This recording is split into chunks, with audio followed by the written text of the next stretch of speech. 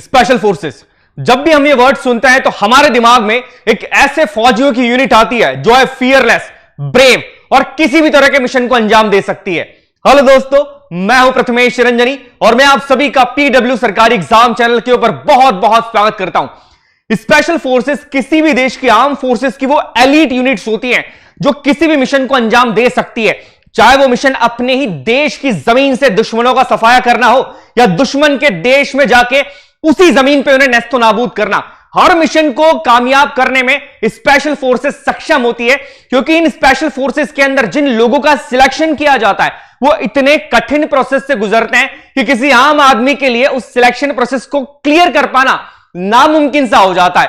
आज हम जानेंगे कि हमारे देश की स्पेशल फोर्सेस क्या क्या है, और आपको यह जान के हैरानी होगी कि इंडियन स्पेशल फोर्सेस को दुनिया की सबसे best of the best elite special forces के अंदर रखा जाता है। हमारे देश में हमारी देश की तीनों सेनाओं की अलग अलग स्पेशल फोर्सेस है, जैसे इंडियन नेवी की मार्कोस, इंडियन एयरफोर्स की गरुड़, और यहां पर अगर बात की जाए इंडियन आर्मी की तो सभी की फेवरेट पैरा कमांडोज।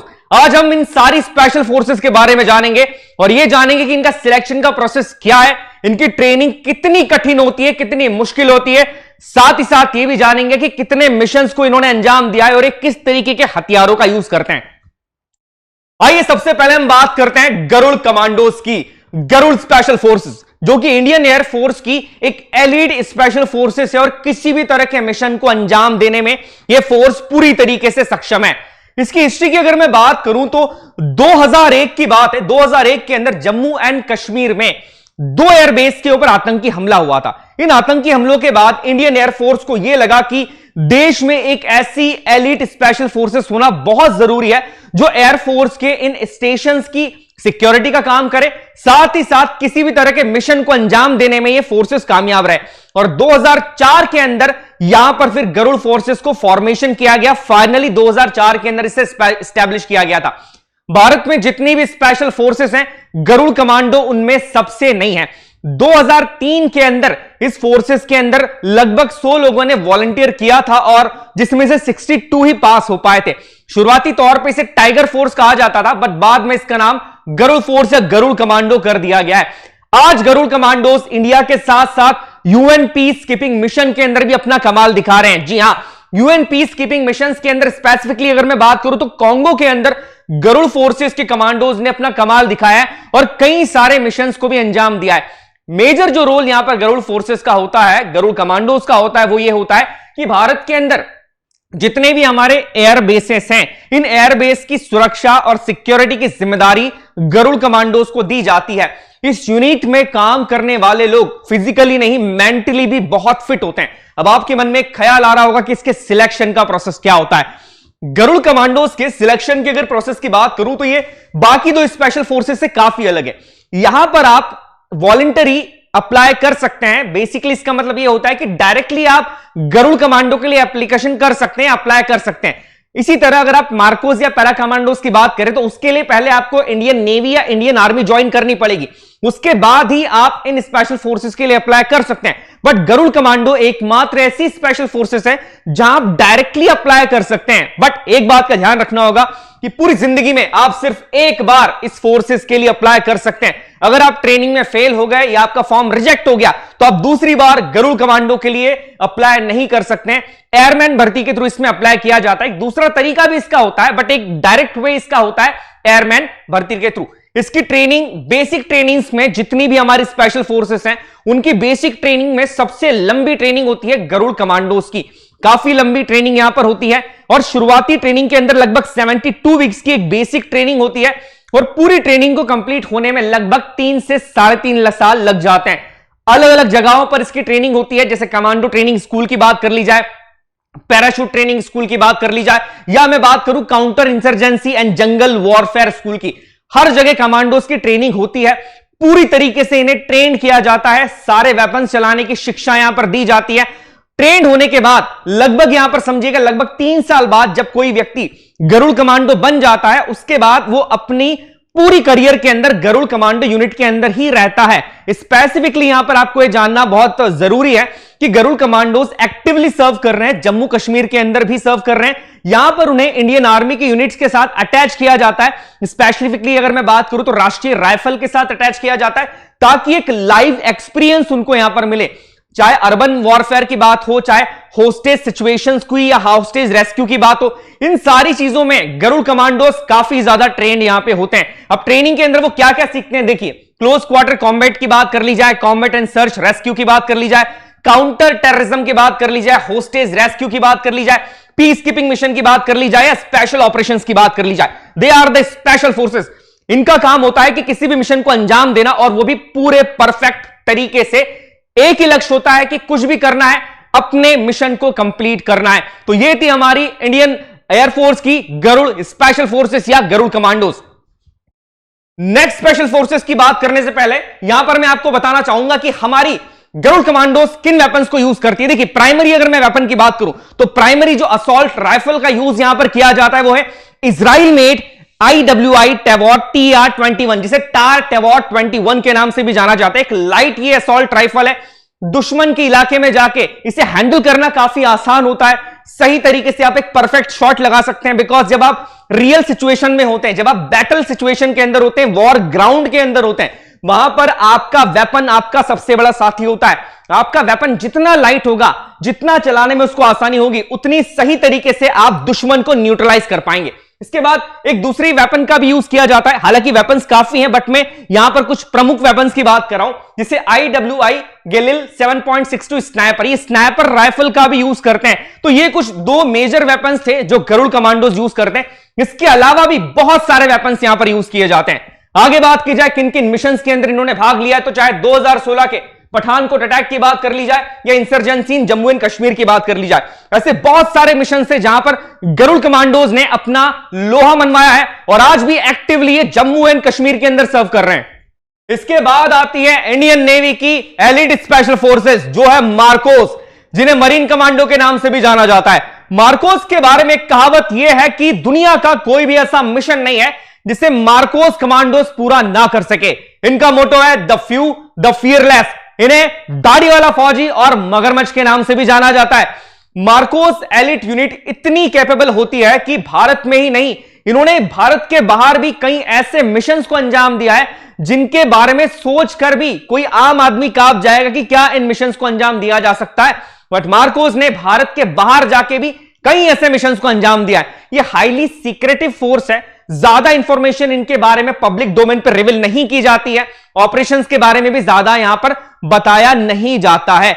एक मार्कोस कमांडो बनने के लिए किसी भी व्यक्ति को इतनी कठिन ट्रेनिंग से गुजरना होता है कि मार्कोस का ड्रॉप आउट रेट है 98%। जी हां, अपनी अर्ली 20s की एज के अंदर मार्कोस की ट्रेनिंग को स्टार्ट करवा दिया जाता है, और ड्रॉप आउट रेट की बात की जाए तो वो यहां पर है लगभग 98%। सोचिए, बहुत ज्यादा ड्रॉप आउट रेट है, बट ट्रेनिंग भी उतनी ही टफ होती है मार्कोस की, जिसके बारे में हम आगे बात करेंगे।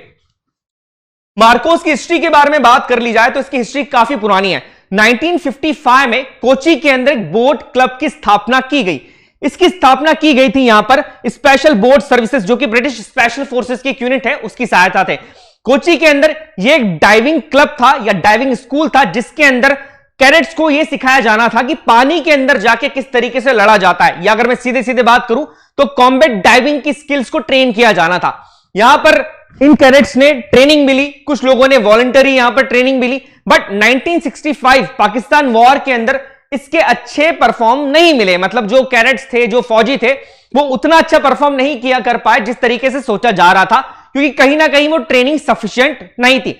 इसके बाद हुआ ये कि 1955 बैच के ही 3 ऑफिसर्स को भेजा गया यूएस नेवी सील्स के साथ ट्रेनिंग करने के लिए, और ये ऑफिसर्स यूएस नेवी सील्स के साथ ट्रेनिंग करके भारत आए, और ये 3 ऑफिसर्स ही मार्कोस की पहली यूनिट बने थे। और इसके बाद 1987 के अंदर मार्कोस को स्टैब्लिश किया गया।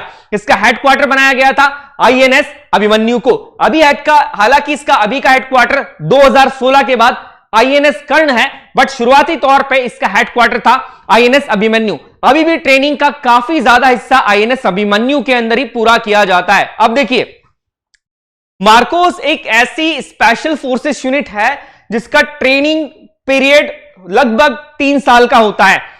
अर्ली 20s के अंदर जब कोई पर्सन होता है उसी समय पर उसे मार्कोस में ज्वाइन कर लिया जाता है। और यहां पर आप डायरेक्टली मार्कोस ज्वाइन नहीं कर सकते, आपको इसके लिए इंडियन नेवी को ज्वाइन करना होगा। इंडियन नेवी को ज्वाइन करने के बाद ही आप मार्कोस को ज्वाइन कर सकते हैं। ट्रेनिंग बहुत मुश्किल होती है, बहुत मुश्किल का मतलब है बहुत मुश्किल। आपके अंदर अगर लोहा है तभी आप मार्कोस कमांडो बन सकते हैं। इस ट्रेनिंग के अंदर आपको सब कुछ सिखाया जाता है। मार्कोस के लिए वॉलंटियर करते हैं। शुरुआत के 3 दिनों में उनका फिजिकल टेस्ट लिया जाता है, जिसमें लगभग 50% लोग बाहर हो जाते हैं। कई बार ये रेट 80% तक भी जाता है। उसके बाद आने वाले दिनों के अंदर आपकी दूसरी ट्रेनिंग स्टार्ट की जाती है, और जिसके अंदर ट्रेनिंग कंप्लीट होते होते होते ड्रॉप आउट रेट रह जाता है यहां पर 98% ड्रॉप आउट रेट। आप समझ रहे हैं कितनी मुश्किल ट्रेनिंग होती है। यहां पर आपको सब कुछ सिखाया जाता है जो कि आप इमेजिन कर सकते हैं, चाहे फिर वो जंगल वॉरफेयर हो, अर्बन वॉरफेयर की बात कर ली जाए, पैराशूट ट्रेनिंग की बात कर ली जाए, किसी भी तरीके की ट्रेनिंग यहां पर दी जाती है, चाहे वो हाई एल्टीट्यूड ट्रेनिंग की बात कर ली जाए। हर तरह की ट्रेनिंग आपको दी जाती है मार्कोस के अंदर। देखिए, मार्कोस का मतलब यह नहीं होता है कि सिर्फ और सिर्फ आप वॉर के अंदर ही लड़ सकते हैं या सिर्फ और सिर्फ आप अच्छी तरीके से हथियारों को चला देते हैं। मार्कोस को ट्रेनिंग दी जाती है इंटेलिजेंस गैदर करने की भी, मतलब किसी भी तरह की इंटेलिजेंस इंफॉर्मेशन को किस तरीके से गैदर किया जाए। इसके अलावा शुरुआती तौर पे शुरुआती 9 महीने में इनकी फिजिकल फिटनेस पे काम किया जाता है। इन्हें वेपन चलाने की ट्रेनिंग दी जाती है, किस तरीके से इंटेलिजेंस गैदर की जाए ये ट्रेनिंग दी जाती है। इसके बाद 1 साल तक इन्हें ट्रेनिंग दी जाती है क्लोज कॉम्बैट की। देखिए, यहां पर शायद आपने नाम सुना होगा कर्व मागा का। ये ट्रेनिंग स्किल होती है, हालांकि कई लोग इसमें ट्रेंड होते हैं, अलग अलग स्पेशल फोर्सेस के अंदर भी उन्हें ट्रेन करवाया जाता है इस स्किल के अंदर। ये क्लोज कॉम्बैट के लिए होती है, जब आपके सामने कोई आदमी है तो आप किस तरीके से हाथों से उससे लड़ेंगे, इसकी ट्रेनिंग दी जाती है। वैसे तो हर स्पेशल फोर्सेस में इसकी ट्रेनिंग दी जाती है, बट मार्कोस में इसका ट्रेनिंग पीरियड होता है लगभग 1 साल का। 1 साल तक आपको इसी चीज की ट्रेनिंग दी जाती है। मार्कोस कमांडोज किसी भी तरह के वेपन को चलाने में सक्षम होते हैं, चाहे वो स्नाइपर राइफल हो, असॉल्ट राइफल हो, ग्रेनेड लॉन्चर हो, हर तरह के वेपन को चलाने में मार्कोस कमांडो सक्षम होते हैं। और इनकी सबसे बेहतरीन स्किल होती है पानी के अंदर लड़ने की क्षमता। जी हां, ये बहुत अच्छे कॉम्बैट डाइवर्स होते हैं और किसी भी तरह की सिचुएशंस के अंदर ये अपना परफॉर्मेंस दे सकते हैं। ट्रेनिंग इनकी काफी सीक्रेटिव होती है, याद रखिएगा। ऑपरेशंस को भी काफी सीक्रेटिव रखा जाता है, पर एक बात तो तय है, मार्कोस इस तरह की यूनिट है जो किसी भी तरह के मिशन को हमारे देश में अंजाम दे सकती है। इसलिए इसका यूज हमारे देश के अंदर हुए मिशंस में भी और देश के बाहर हुए कई मिशंस में भी किया गया है। आगे बात की जाए तो मार्कोस के अंदर भी कुछ स्पेसिफिक वेपन्स को यूज किया जाता है। ये वेपन्स ऐसे हैं जो कि एम्फीबियस वॉरफेयर के अंदर काम आते हैं। इसमें से कुछ 2 वेपन्स यहां पर हैं, जैसे OSP-96 की बात कर ली जाए या GP-25 की बात कर ली जाए। ये इस तरह के कुछ और वेपन से यूज करते हैं, काफी हाईटेक वेपन्स मार्कोस यहां पर यूज करते हैं।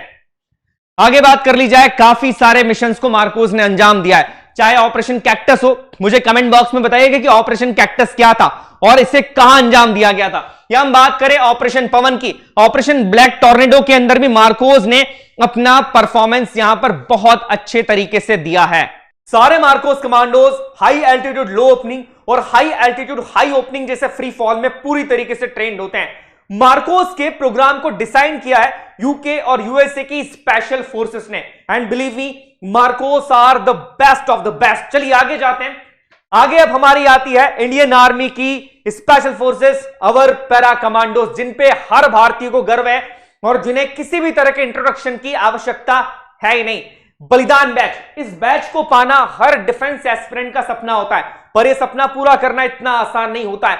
एक पैरा कमांडो बनने के लिए हर व्यक्ति को एक बहुत ही कठिन और कड़ी ट्रेनिंग से गुजरना होता है। देखिए, ट्रेनिंग का मतलब यह नहीं होता है, या स्पेशल फोर्सेस ऑपरेटिव बनना या कमांडो बनने का मतलब यह नहीं होता है कि आप सिर्फ अपने शरीर से बहुत ज्यादा फिट हैं।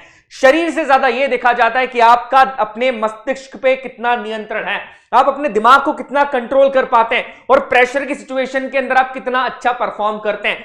यही चीजें आपको एक कमांडो बनाती है कि आपको अपने आप पे कंट्रोल रखते आना चाहिए, और यही चीजें इन पूरी ट्रेनिंग के अंदर देखी जाती है। और ट्रेनिंग मॉड्यूल को भी इसी तरीके से बनाया जाता है कि शारीरिक के साथ साथ किसी भी व्यक्ति का मानसिक विकास भी हो और उनकी मानसिक क्षमताओं को भी हर पल टेस्ट किया जाता है। पैरा कमांडोज की हिस्ट्री की बात की जाए तो 1966 के अंदर इस यूनिट की स्थापना की गई है। 9 पैरा इसकी पहली यूनिट थी। याद रखिएगा, 1965 वॉर के समय जब भारत और पाकिस्तान का वॉर था, उस समय मेघदूत फोर्स नाम की एक यूनिट का गठन किया गया था, जिनका मिशन था कि ब्रिजेश को उड़ाना और पाकिस्तान के अंदर जाके कुछ मिशंस को अंजाम देना। ये मिशन, ये यूनिट काफी ज्यादा सक्सेसफुल रही। इसके जो कमांडिंग ऑफिसर थे वो थे मेजर मेघ सिंह, और इसी के बाद कन्वर्ट कर दिया गया एक स्पेशल फोर्सेस यूनिट के अंदर इसे, और नाम दिया गया पैरा कमांडोज। 9 पैरा पहली यूनिट है और इसकी सबसे सीक्रेटिव यूनिट होती है 1 पैरा। देखिए, पैरा कमांडो बनने के लिए भी आपको बहुत बहुत बहुत कड़ी ट्रेनिंग से गुजरना पड़ता है। हिमाचल प्रदेश के नाहन में इसकी ट्रेनिंग होती है। आप में से जिसको भी पैरा कमांडो बनना है, सबसे पहले आपको उसके लिए इंडियन आर्मी को ज्वाइन करना होगा। इंडियन आर्मी को ज्वाइन करने के बाद ही आप वॉलंटरी पैरा कमांडो बनने के लिए अप्लाई कर सकते हैं। पैरा कमांडोज की ट्रेनिंग भी कई ट्रेनिंग स्कूल्स में होती है, जैसे counter insurgency and jungle warfare school की बात कर ली जाए, हाई एल्टीट्यूड वॉरफेयर स्कूल की बात कर ली जाए, या किसी भी तरह की ऐसी ट्रेनिंग एकेडमी जहां पर स्पेशल फोर्सेस के ऑपरेटिव्स को ट्रेन किया जाता है।